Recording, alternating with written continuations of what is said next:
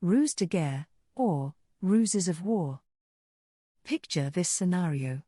You are a soldier at war, trapped in an enemy cabin with a handful of friendly combat troops. You had recently taken it over, and opposing soldiers still lay dead at your feet. The enemy's backup is a half-day's march away, and outnumbers you almost 2-1. You know there's no way imaginable to win this skirmish with an offensive assault. You also tragically know there is no way possible to defend this chilly cabin for the entire day. To go down fighting would be honorable, but all of you have families. And as such, your lives aren't yours to do with as you please. You discuss with your second-in-command. Your brains frantically come up with numerous options. You can A. Pretend to be medics and take the enemy unawares. B. Strip your uniforms and pretend to be lost, neutral merchants. C. Use the cabin's radio and speakers to create enough noise that it makes your forces seem they are twice the size they are. This could force the army to retreat or stall. D. Just the opposite. Be quiet.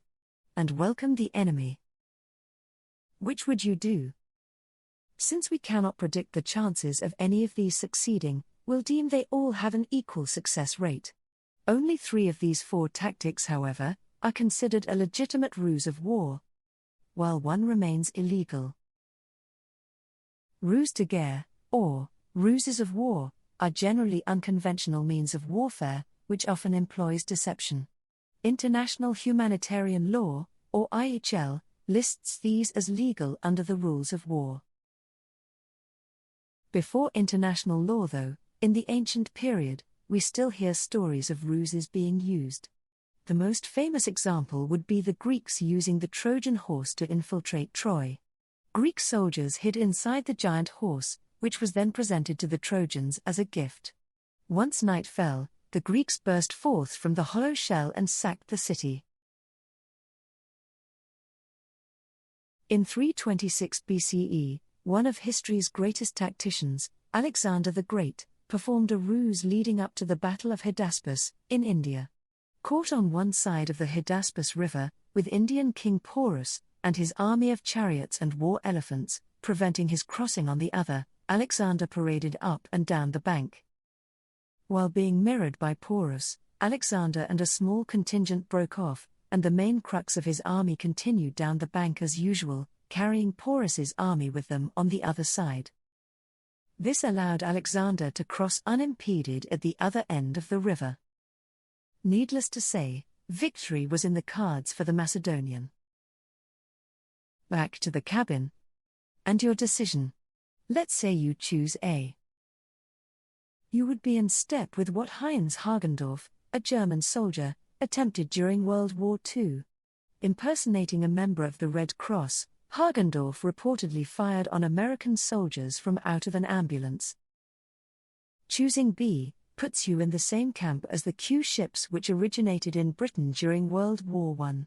These boats paraded as merchant vessels, but were heavily armed. After baiting enemy submarines, they would unveil their hidden weaponry, and after raising their own flag, would attack the submarines before they could hide in the waters.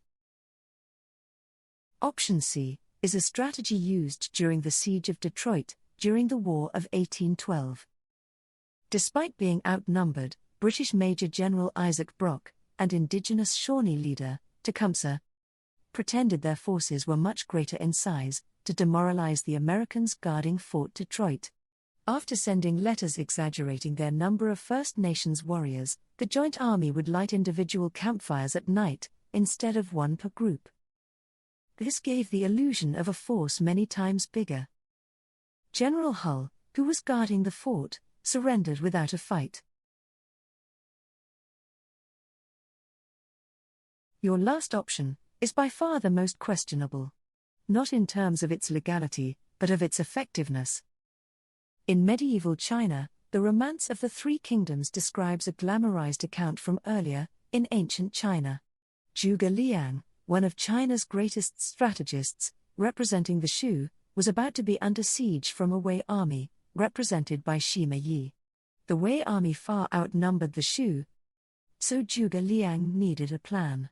He sat atop the city walls of Xicheng and played his Ku Qin. The gates were opened, and roads were ordered to be swept and inviting. When Sima Yi came upon this scene, he retreated, assuming that since Zhuge Liang wanted his army to enter, there must be a reason, perhaps an ambush. Zhuge Liang then later escaped, unscathed. This is known as the empty fort strategy. You've gone over the options with your troops, and while there's no way to know the effectiveness of each tactic, you do know that they would all fall under a legal usage of a ruse of war. All except one. If you picked B, C, or D, congrats on being a law-abiding soldier. If you chose A, prepare to go in front of a judge.